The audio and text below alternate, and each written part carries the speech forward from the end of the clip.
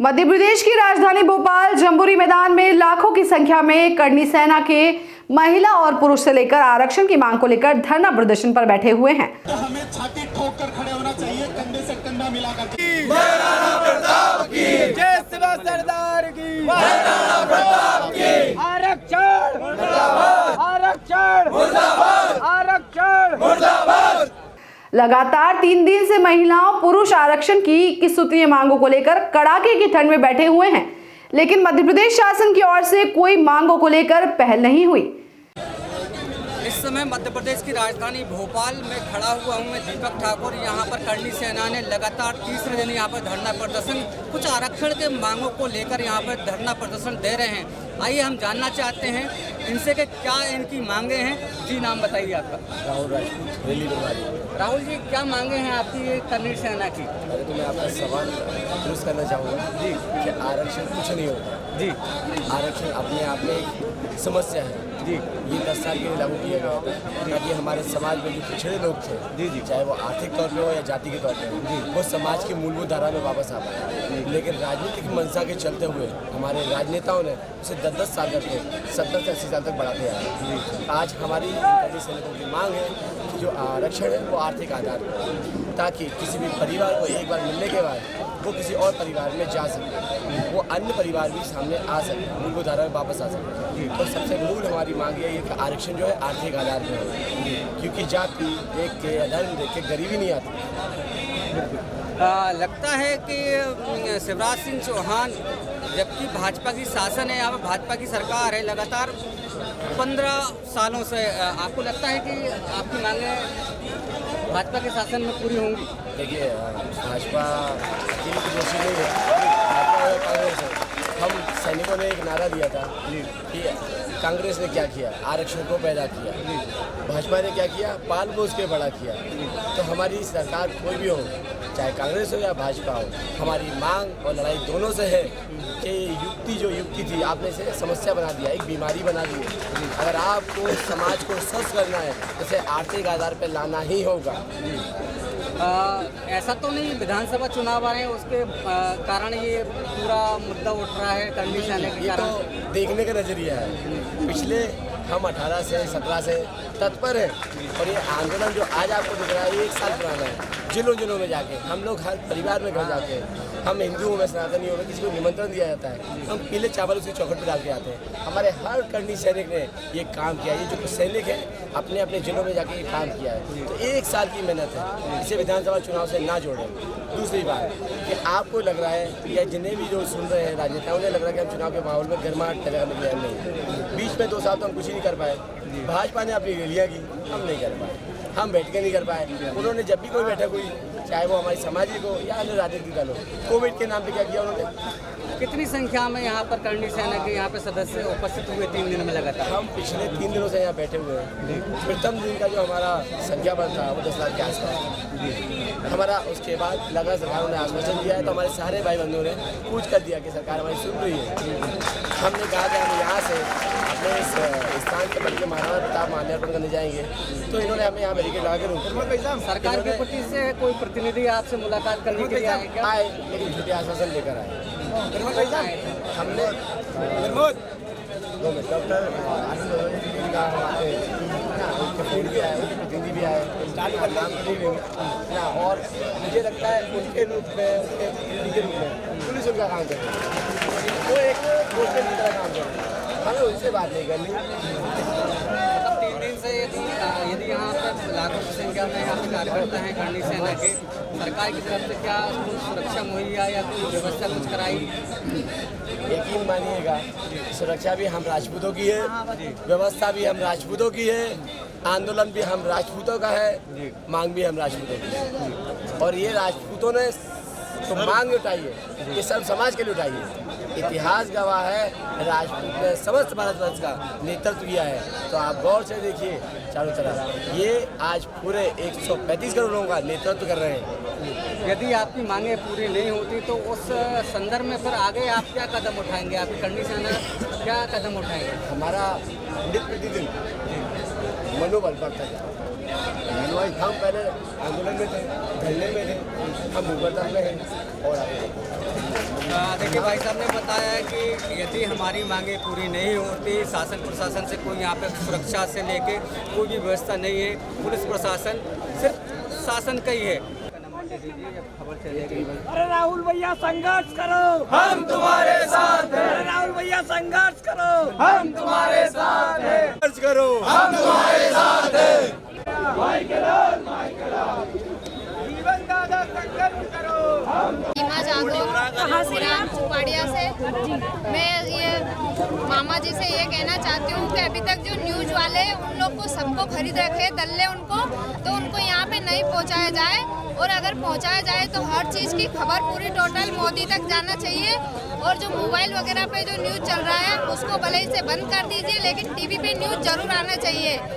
जो आंदोलन हो रहा है उसको आंदोलन को समझ के और जो कर रहे हैं, इसका मतलब ये नहीं है शांतिपूर्वक बैठे हैं तो बैठने का ज़्यादा बैठे हुए हैं शांति से, तो जीवन सिंह की वजह से बैठे हैं। अगर जिस दिन 3 दिन से लगातार महिलाएं यहाँ पे बैठी हुई हैं, क्या व्यवस्था है आपको यहाँ पर? यहाँ पे रोड पे बैठे हैं, वहाँ ग्राउंड में बैठे थे, वहाँ 1 दिन की परमिशन दी थी हम लोग को, जिसके बाद में रोड पे बैठे हैं। रोड पे अगर क्या हमने समाज को देख के थोड़ी ना वोट दिए थे आपको, क्या आप अपनी समाज को लेके चलेंगे? राजपूतों ने वोट नहीं दिए थे क्या तुमको? मैं राजपूत बोल रहा हूँ। मामा शिवराज सिंह चौहान मामा महिलाओं के लिए बड़ी बड़ी बातें करते हैं, इस विषय में क्या कहेंगे आप? रोड पे बैठी हुई है रात में दिन में, उसका कोई वो नहीं है अभी तक यहाँ पे नहीं हुई। और समाज वाले बंदे आते तो किसी भी सुविधा मिल जाती है, यहाँ पे हर चीज़ की सुविधा मिलती है।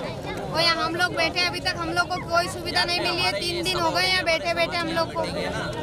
क्या लगता है आपको, यदि आपकी मांगे पूरी नहीं होती तो उस विषय में फिर अगला कदम क्या रहेगा आप लोगों का? नहीं, आपकी औकात नहीं है ना यहाँ पे आने की, तो कोई जरूरत नहीं है। कुर्सी छोड़िए और आसानी से निकल सकते हो। यहाँ दोबारा से कुर्सी पे बैठने की कोई आवश्यकता नहीं है। गौरतलब है कि सिर्फ करनी सेना अपने लिए नहीं, अन्य समाज के लिए भी आरक्षण की मांग कर रही है, लेकिन शासन के आला अधिकारियों ने और प्रशासन के अधिकारियों ने महिलाओं की भी कोई चिंता नहीं की।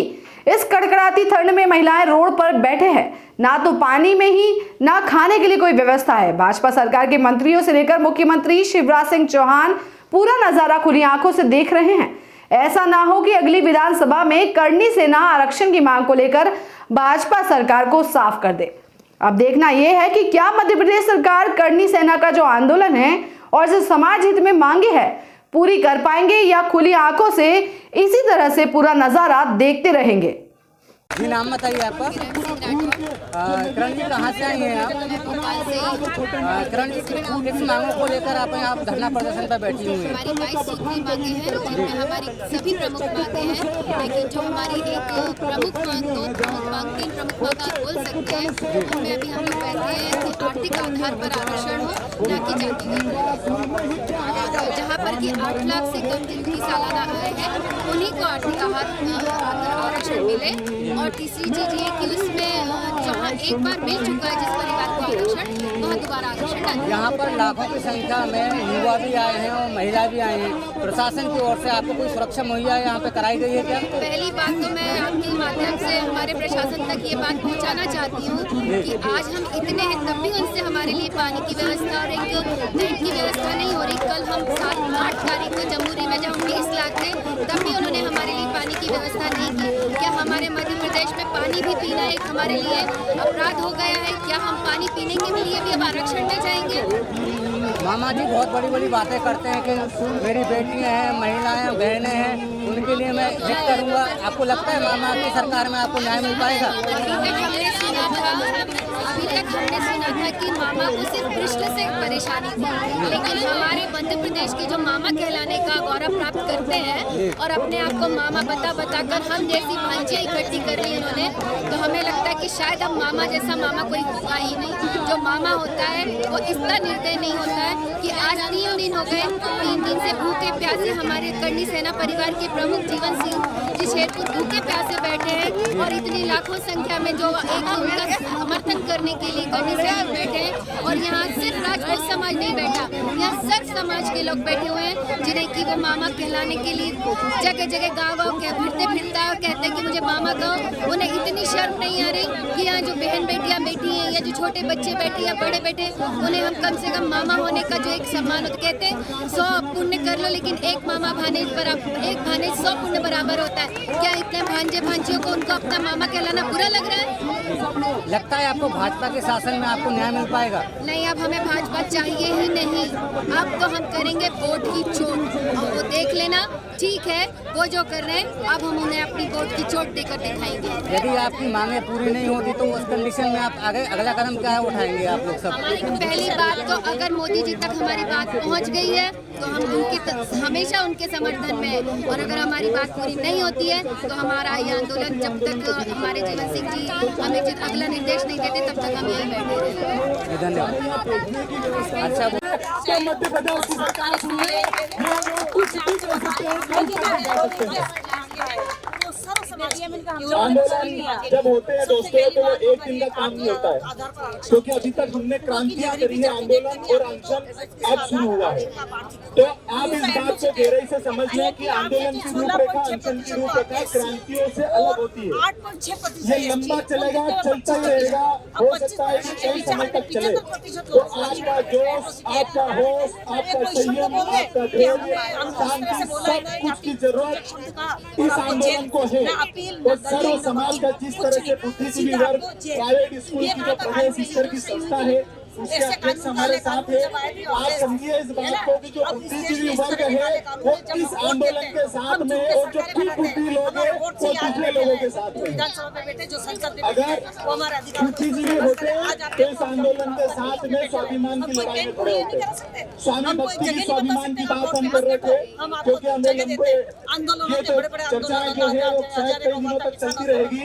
हम उस चेतक को याद करें, उसको स्मरण करें, उसको श्रद्धांजलि दें और इस गीत को पुनः दोहराएं।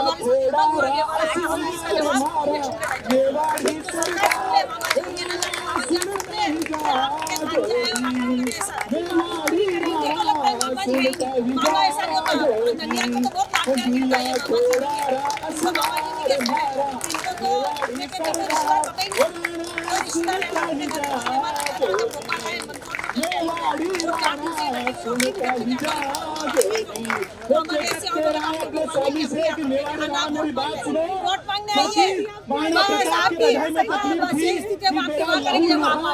कई तलवारों से लगी, कई भालों, स्वयं हर युवा निकला, हर व्यक्ति निकला, सर्व समाज से निकला, अपने खर्चे में निकला, अपने पैसे से निकला। बिना पानी के पूरे 3 जनवरी के दिन सुबह से लेकर शाम तक कोई बैठ सकता है, तो सिर्फ आप लोग बैठ सकते हैं, हिंदुस्तान में कोई नहीं बैठ सकता। अरे लोग निमंत्रण पत्रिका छपवाते और स्वरुचि भोज